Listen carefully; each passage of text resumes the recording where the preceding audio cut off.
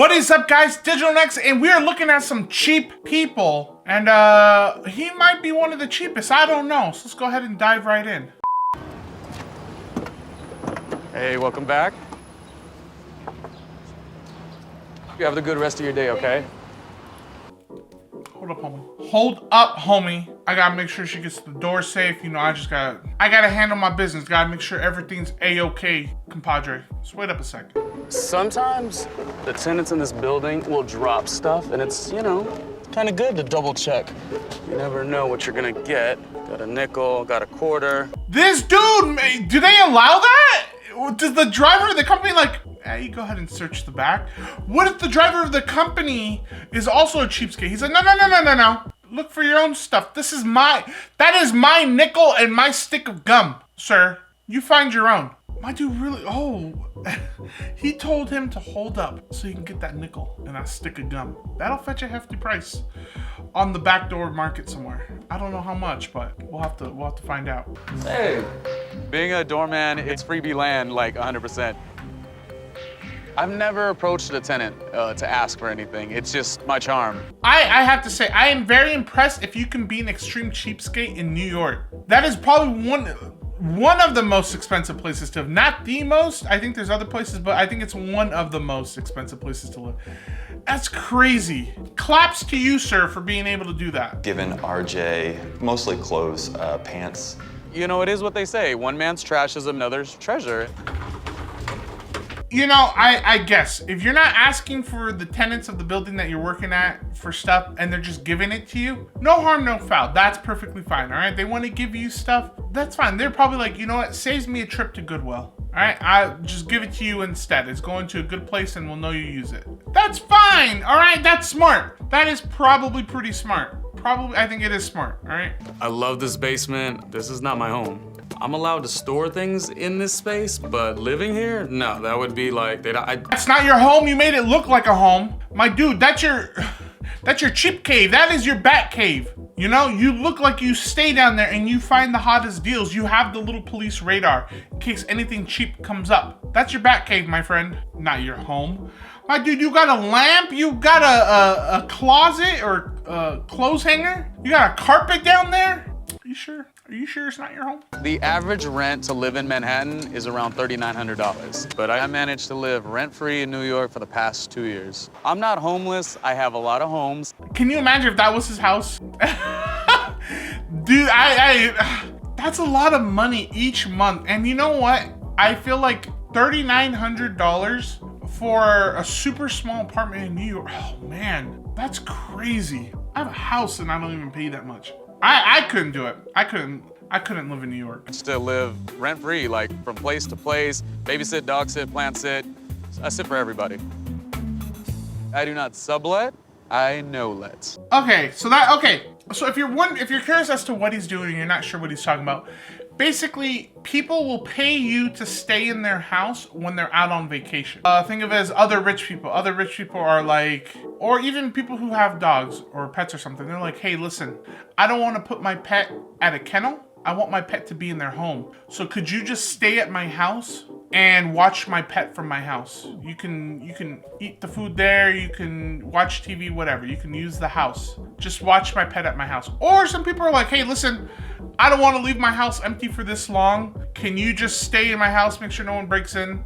You can pretty much live at my house until I am back from my vacation and I'm back from work in 2 months or whatever. That's what this guy's essentially doing. And it's smart. If you could perfectly line them up back to back, you would literally have a place to live all the time. For me to survive in New York City, all I need is my base. It happens to be on wheels, it's my foundation, and it's my mobile cart. Where did you steal that from? No way you bought that. Where did you steal that from? It must have been broken and you fixed it. And you're like, if I can fix it, I want this. My dude got a whole bell cart for himself. I'm not gonna lie, I'm a little jealous. I too would like a bell cart just to ride on top of it ever since I saw Zach and Cody do it. Some people really out here just living your dreams and you can't do anything about it. I just kind of have this with me and all my stuff's in here. All the gear and clothing and stuff for work are gonna be over here. He's organized. I'll give him that. He is organized. My dude said plant sitting. How rich do you have to be to pay someone to plant sit for you? I feel like I would be like, good luck, boys. I'll be back, you know? Hopefully everything goes well for you. You know, I gave you some water. You're in the sun. You know, be the best plant that you can be for right now. I'll see you when I get back. Everything on this cart goes with me everywhere. When you try to push the mobile cart around New York City, that's not fun. That's not easy. This is gonna sound horrible. How have you not gotten robbed? I'm just saying, I hope you're not pushing that around at night. How's no one come up to you and just like, yo, let me hold your cart. Let me see that cart, pretty boy, and then just take it. I'd be scared. That's your entire life on wheels. People say that about mobile homes. It's not a mobile home, but you've made the world's smallest mobile home. Cars honk at me all the time. I've had my altercation with a cab or two, but I keep it moving. I would say that my cheap lifestyle started. The thunder's starting. I've never been to New York. All I know is, you know, hey, I'm walking here. All right, that's all I know. That's what they say in New York, right? That's a common saying. Or will I get punched if I say that? Dang, bro, you couldn't get yourself like a tarp just in case? My dad wanted us to know that you have to be appreciative of what you have. Hey, RJ. I've been to places that I don't even think are on the map. Really quick, the brief rundown. Okay. This is the rabbit. How are you gonna get that cart up there? Do they have cart parking just at apartments in New York? I don't know. I've only been once, and it was back in like 2014. I think probably like 2010 I've been to. I can't remember. It's been a long time. Oh man, that's rough, dude. You really have to like relying on people to know. You have to know people who are constantly on the move from their house to house sit for them. I'm just saying, I'd be scared. Imagine me trying to move all them. Well, first of all, let's say if I was in his situation, I would. Okay, he's not homeless. I don't think he went homeless and is trying to recover. But if I went homeless, sadly, them girls would have to buy me back. All right.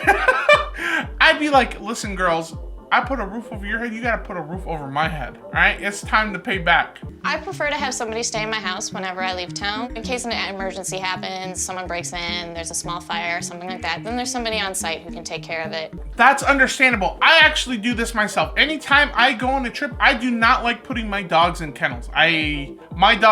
My small dog Pugsley has separation anxiety, and I would feel absolutely horrible if he was in a kennel and wasn't getting the attention, all right? Because I know him, he would just sit there and cry, and I don't want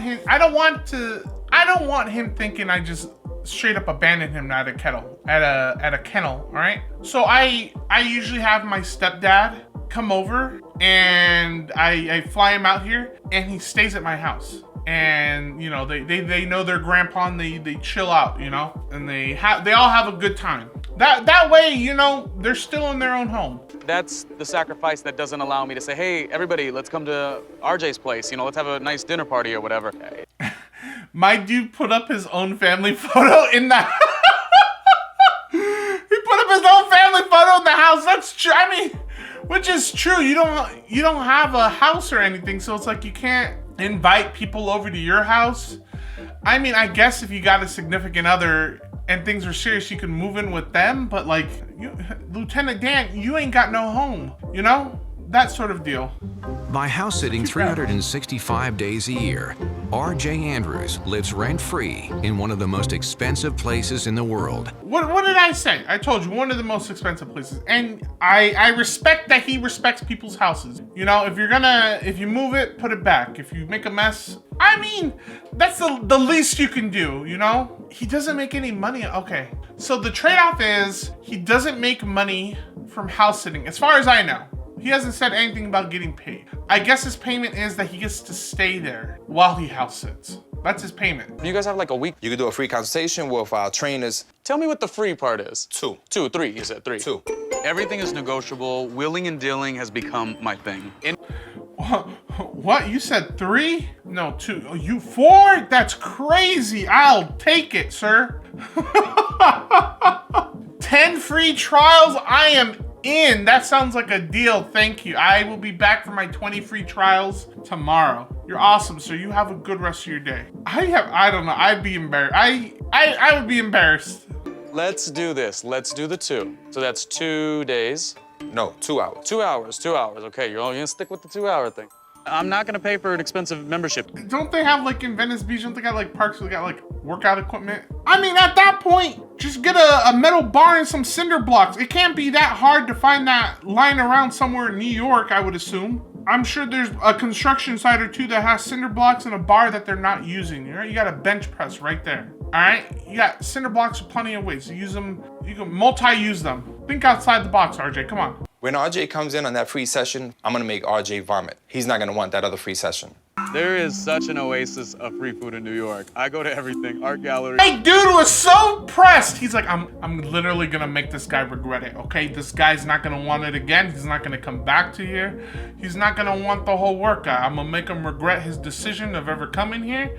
And you know, RJ, just forget it, okay? The kid's literally gonna come back and it's gonna be done. Squash, nothing left. He's gonna puke his brains out. RJ, you're done. You're done, kid. That's it. He was so mad, you know, and he has every right to be. Jump in here. Welcome to another smoker supporter group. Let's get started. I figured he was gonna get on one of these meetings. Okay. It's not a bad idea. You know, it makes you a horrible person, but it's not a bad idea, you know?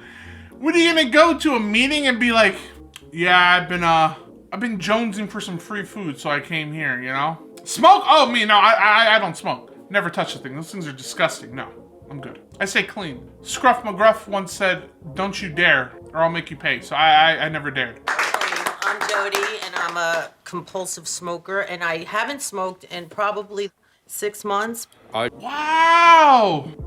Good for you. My dude's saving the food. I know I'm gonna get kicked out. I better be stuffing my face there with the generic brand cookies and whatnot. You could always text me if you're feeling like, I can't get through it, you know? I know. I text you just as much, I know. I've dabbled in a cigarette or two. Okay, oh. All right. Okay, so he's giving back in a way. He's like, listen, I'm gonna go ahead and take the free food, but you guys can call me anytime. All right, you can call me if you're having trouble. If you just need someone to talk to or say, hey, what's up? I'm your man. I'll answer night or day. All right, just call me. I guess that's a fair trade-off. Okay, I'm gonna go ahead and say that's a fair trade-off for some free food. You know, you're there on. If you were just there lying, I was like, ooh, okay, but nah, he surprised me on that one. He got me. Without question, my habits are extreme. And it's not the easiest thing in the world. So I can't see myself ever changing that up. My dude will reside to his ways of cheaping out, which is perfectly fine. You were able to find and maintain a lifestyle in New York that allows you to be cheap. Salute to you, sir. Alright, you guys, that is it for today's video. Thank you so much for watching. You guys are absolutely amazing. If you enjoyed today's video, make sure to hit that like button and turn on that little bell for notifications so you know when I go live or I post a new video. And I will see you all in the next one. Bye, guys.